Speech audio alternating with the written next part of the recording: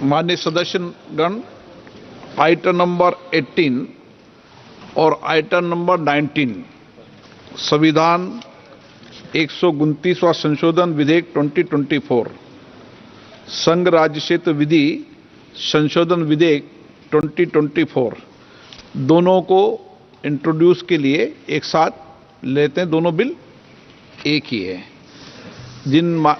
एक मिनट, सबको बुलाएं। इनको बुलाएं सर। एक सेकंड। मैं कई मान्य सदस्यों के इस विषय पर नोटिस प्राप्त हुए हैं।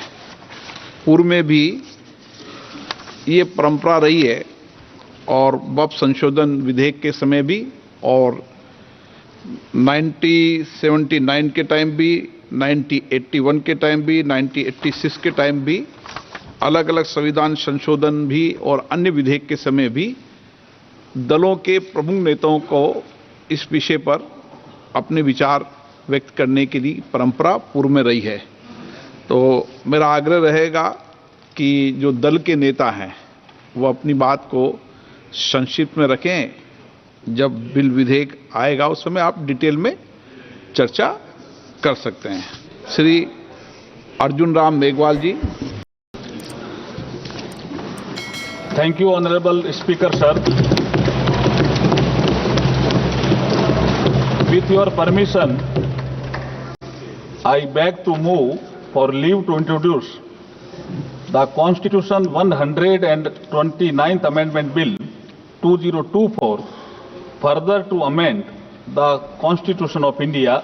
ये आइटम नंबर 18 में है और आइटम नंबर 19 में जैसे आपने कहा, Honorable Speaker, sir, with your permission, I wish to move for leave to introduce the Union Territories Laws Amendment Bill 2024, further to amend the Government of Union Territories Act 1963, the Government of National Capital Territory of Delhi Act 1991, and the Jammu and Kashmir Reorganization Act 2019। ये मैं आपकी अनुमति से आपसे leave मांग रहा हूं। Thank you sir. आपको मैं दूंगा।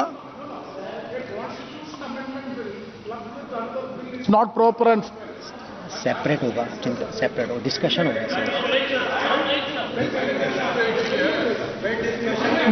allot me the time for only one person leaders, okay, but a constitution amendment bill drastically changing the electoral process of our country, that is to be introduced separately, that is to be introduction has to be discussed, then take the other bill, otherwise it will be not fair as far as constitutional amendment is concerned।